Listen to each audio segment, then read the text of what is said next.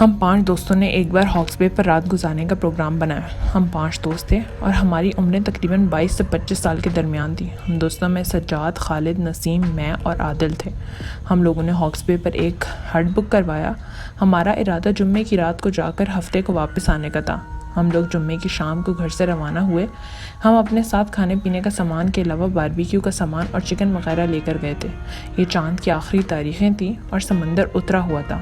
آپ میں سے بہت سے لوگ یہ جانتے ہوں گے کہ چاند کی تاریخوں کے ساتھ سمندر کی لہریں سفر کرتی ہیں۔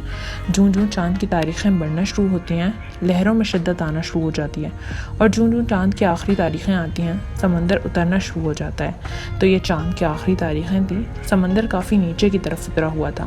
ہم لوگ تقریباً رات 8 بجے ہاکس پہ پہنچے اور اپنا سامان اپنے ہٹ میں رکھ کر ساحل کی طرف اتر گئے۔ ہمارا ارادہ باربیکیو کر کے رات کا کھانا کھانے کا تھا، اس لیے سجاد، جو کہ کھانا پکانے میں مہارت رکھتا ہے، اس نے باربیکیو بنانے کا سامان سیٹ کرنا شروع کر دیا۔ ہم لوگ اپنے ساتھ کرسیاں لے کر گئے ہوئے تھے۔ ہم باقی دوست کرسیوں پر بیٹھ گئے۔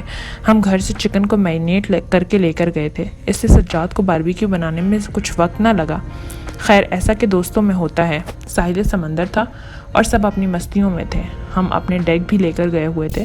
خالد اور نسیم نے ڈیک پر گانے چلانا شروع کر دیے اور ساتھ ساتھ ڈانس شروع کر دیا۔ خیر، ماحول بہت مزیدار اور خوشگوار تھا۔ جو ہی سجاد نے بتایا کہ کھانا تیار ہو گیا ہے، ہم سب دوست کھانے پر ٹوٹ پڑے۔ کھانا کھاتے ہی ہمیں چائے کی طلب ہونے لگی، تو سجاد نے عادل سے کہا کہ جاؤ ہٹ میں سے چائے بنانے کا سامان لے آؤ، اور ہم اپنے ساتھ دودھ، چینی، پتی وغیرہ لے کر گئے تھے۔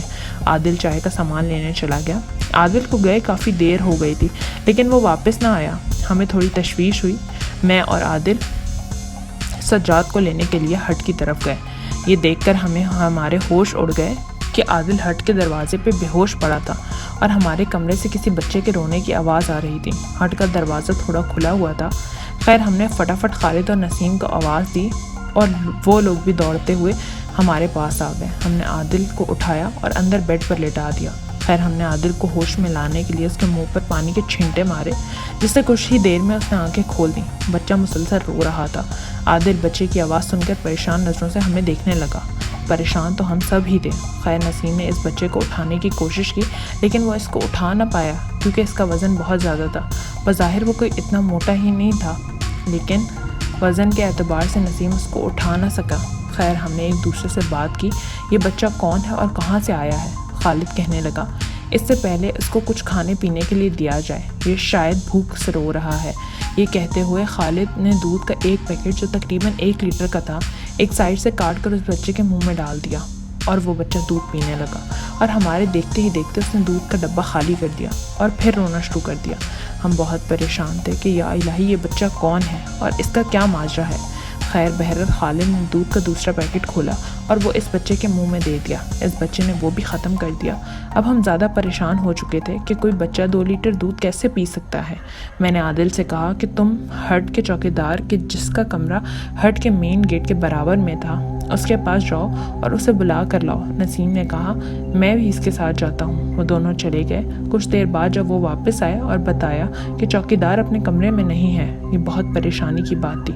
بچہ مسلسل روئے جا رہا تھا۔ ہم نے سوچا ہمیں فوری طور پہ یہاں سے نکل جانا چاہیے، یہاں ضرور کچھ گڑبڑ ہے۔ یہ سوچ کر ہم نے اپنا سامان جیسے تیسے پیک کیا۔ بچے کو ہم نے بیڈ پہ پڑا رہنے دیا اور جا کر گاڑی میں بیٹھے۔ ہم گاڑی اسٹارٹ کر کے جانے کی کوشش کر رہے تھے، لیکن گاڑی اسٹارٹ ہونے کے نہ دے رہی تھی۔ ہمارے لیے یہ ایک اور فکر کی بات تھی۔ بچے کی آوازیں چیخوں میں بدل چکی تھیں۔ خالد گاڑی کو اسٹارٹ کرنے کی کوشش کر رہا تھا، لیکن گاڑی اسٹارٹ ہو کر نہیں دے رہی تھی۔ خالد گاڑی سے اترا اور اس کا بونٹ کھول کر دیکھنے لگا کہ کیا خرابی ہوئی ہے۔ ہم چاروں دوست گاڑی میں بیٹھے تھے، اتنے میں خالد کی چیخ کی آواز آئی۔ ہم بھاگ کر گاڑی سے اترے، دیکھا تو خالد گاڑی کے سامنے بے ہوش پڑا تھا۔ ہم نے اسے فٹافٹ اٹھایا، گاڑی میں ڈالا۔ اب نسیم نے گاڑی اسٹارٹ کرنے کی کوشش کر دی۔ نسیم کی کوشش رنگ لائی اور گاڑی اسٹارٹ ہو گئی۔ ہم نے تیزی سے وہاں سے بھاگنے کی کوشش کی۔ ابھی ہم نے اپنے ہٹ سے کچھ دور ہی آئے ہوں گے کہ سامنے ایک عورت کھڑی تھی، جو روڈ کے بیچ میں کھڑی تھی۔ ہمارے پاس گاڑی روکنے کے علاوہ کوئی چارہ نہ تھا۔ وہ عورت ہماری گاڑی کے قریب آئی۔ اس نے عجیب سی آواز میں کہا کہ میرا بچہ کہاں ہے؟ ہمارے ہوش اڑ گئے۔ ہم پھٹی پھٹی نظروں سے اس کی طرف دیکھ رہے تھے۔ اس نے گھور کر دوبارہ غصے سے پوچھا۔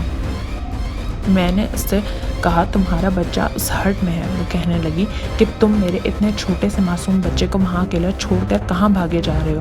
کیا تم سمجھتے ہو کہ رات کے اس پہر تم یہاں سے بھاگ جاؤ گے؟ اب ہمارے پاس اس کے علاوہ کوئی چارہ نہ تھا کہ ہم گاڑی بھگاتے۔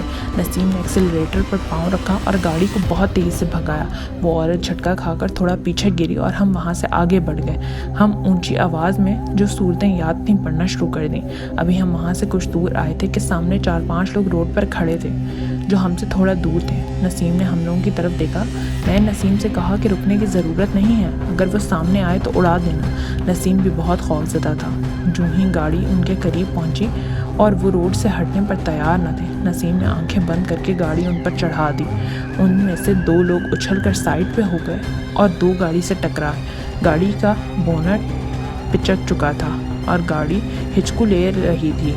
ایک عجیب و غریب بات یہ ہوئی تھی، ہماری گاڑی کے اندر خون کے چھینٹے نظر آنا شروع ہو گئے جو کہ آہستہ آہستہ بڑھنے لگے۔ کچھ ہی دیر میں ہماری گاڑی میں اچھا خاصا خون جمع ہو چکا تھا۔ خیر ہم اس وقت تک ہاکس بے سے نکل کر مین روڈ پر آ چکے تھے۔ ہم نے نسیم سے کہا کہ کسی صورت بھی گاڑی نہ رکے۔ ہم تیزی سے گاڑی چلاتے ہوئے ہاکس بے کے مین روڈ پر پہنچے۔ یہ رات 2 بجے کا عمل تھا۔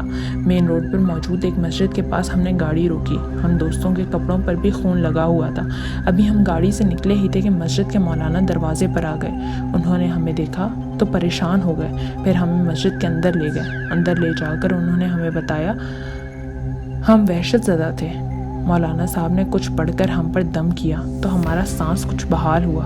مولانا صاحب نے ہم سے پوچھا آپ لوگوں کے ساتھ کیا واقعہ پیش آیا؟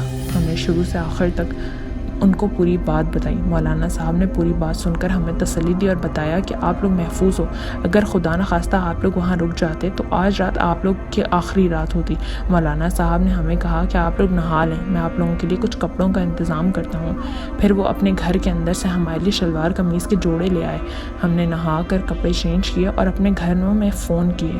ہمارے گھر سے ہمارے عزیز و اقارب مسجد پہنچ گئے اور ہمیں لے کر گھر آ گئے۔ عادل اور خالد کو شدید بخار ہو چکا تھا۔ انہیں ہم نے ہسپتال میں داخل کروایا۔